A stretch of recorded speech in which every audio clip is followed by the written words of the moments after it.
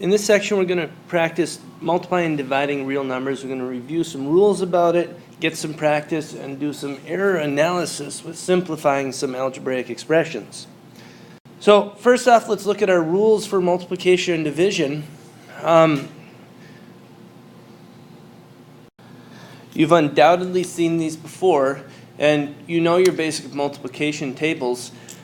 When we multiply two positives together, we get a positive answer, a positive product. When we multiply two negatives together, we get a positive.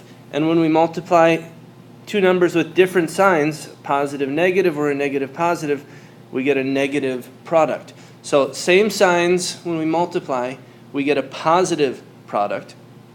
Different signs when we multiply, we get a negative product. And one way to think about this is this first number is the type of person it is. So a plus would be a good person, a negative would be a bad person.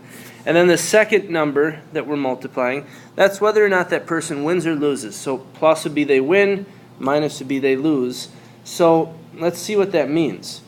This first one means that a good person wins. And we can all agree that that's a good outcome, hopefully. The second row down would be the bad guy losing.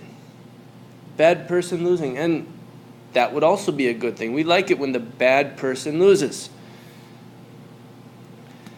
But the third one, we have a good person that's losing, and that's an unfortunate event. We don't want the good people to lose, so we have the negative as the product. And finally, a minus plus, that would be a bad person winning, and we don't want the bad people to win. We want the good people to win. So we have a minus right here also. But in general, same signs, you have a positive product. Different signs, you have a negative product. And let's practice. Here are 9 multiplication and division problems because these sign rules hold true for division also, because multiplication and division are really the same thing. I want you to pause the video and write down the product or quotient for each one of these. Our first row is here. Negative 40, we have a negative times a positive. 2 negatives multiplied together gives us positive 60. And then 7 times negative 6 is negative 42. In the second row, we have negative 4, because we have a negative being divided by a positive. We have positive 8, negative, negative. And we have positive 14, because we have negative divided by a negative. And what you might be noticing is that some of these things you don't maybe remember. If you don't have your basic math facts down from 1 to 12, multiplying, dividing, adding, and subtracting becomes something that is a struggle when it shouldn't be.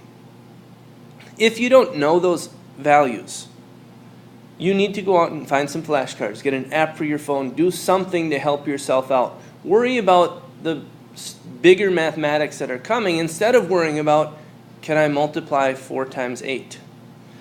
You will have a much easier time. Now in the last row, these numbers are a little bit more complex. We have 3 things being multiplied together. So we go left to right, remember, because these are all multiplication. So in this first one on the last row, we have negative 3 times 5, which is negative 15, times negative 4. Negative times a negative is a positive, and this is 60. Negative 4 times 8 is negative 32, times negative 2. Negative times a negative is a positive again, and 32 times 2 is 64. And then we have negative 18 times 5. And this is 90, but it's negative because we have negative 18 times positive 5.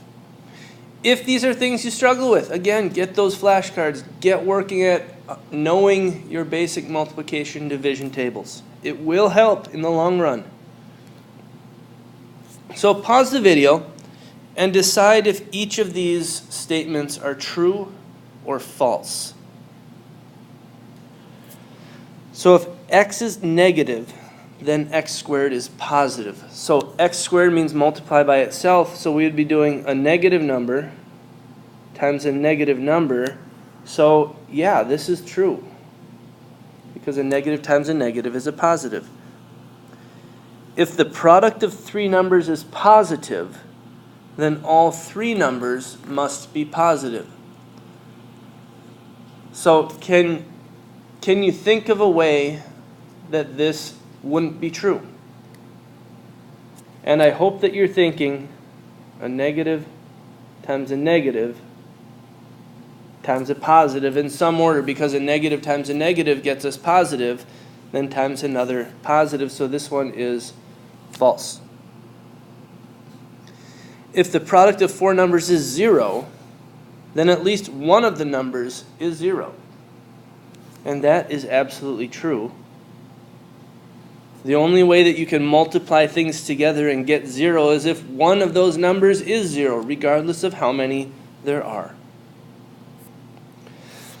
So in this example, we're going to look through this and see if we can find an error. See if we can find a mistake in the way that this expression was simplified. So pause this video and either look through the steps that were done or attempt to do the steps yourselves and compare to what was done on this page.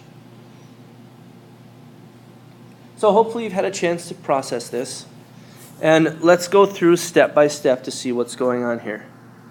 So going from step 1 to step 2, it looks like we took this fraction and we split it into two parts. So negative 12 divided by negative 6 and 18 divided by negative 6, and we're subtracting those two fractions. I'm unsubtracting fractions here. And then going to the next step, it looks like we took 18 divided by negative 6 and got negative 3, and then we have the x. We still have the minus, and negative 12 divided by negative 6 is, well, that's not negative 2. That is positive 2. A negative divided by a negative should be a positive 2. So this 2 would be positive down here. And then this last step, we are subtracting negative 3x. Remember, subtraction is the same as adding the opposite, so we add positive 3x. So our correct simplified expression is 2 plus 3x. And that is where we shall stop today. Short little section, lots of multiplying and dividing, lots of review of your basic math facts. And go forth and work on these problems. And you're going to see some where you do need to find an error in what's going on. That's what we just did.